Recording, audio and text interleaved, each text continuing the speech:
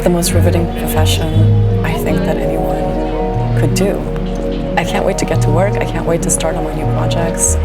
I get to be in the first row as a historical event is unfolding, before me.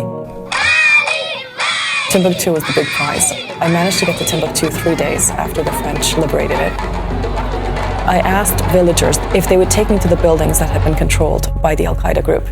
What was incredible is all over these buildings were thousands and thousands of pages of Arabic documents. And then I just went building by building, and they started calling me the trash lady of Timbuktu because I was just picking up, dozens and dozens of pages. I spent the next year translating them. I realized that the group's ideology was more complex than I used to think. I believe we need to honestly assess it if we hope to find a way to address the ISIS problem in the future. It started what might be a lifelong pursuit for me, which is the investigation of these groups and the investigation of their ideology. The Islamic State has made it very clear that they consider journalists to be enemy combatants. They consider a journalist like me to be somehow a mouthpiece for the US government. They don't make any distinction between the New York Times and the rest of the American state, even though our journalistic independence is undisputed. We have to be extremely careful covering a group like ISIS.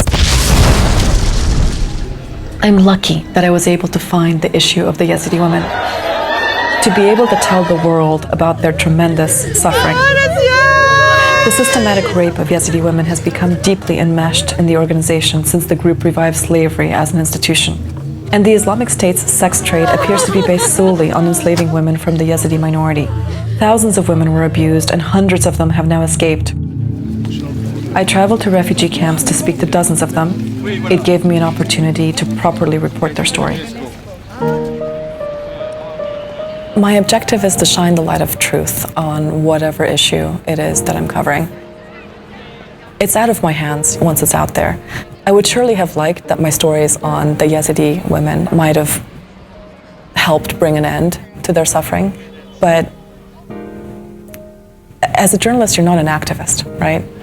So all you can do is, when you see a grave human rights abuse, you report it with all your heart as well as you can, and then you kind of hand it to the world. And it's for the world to then take it to the next level.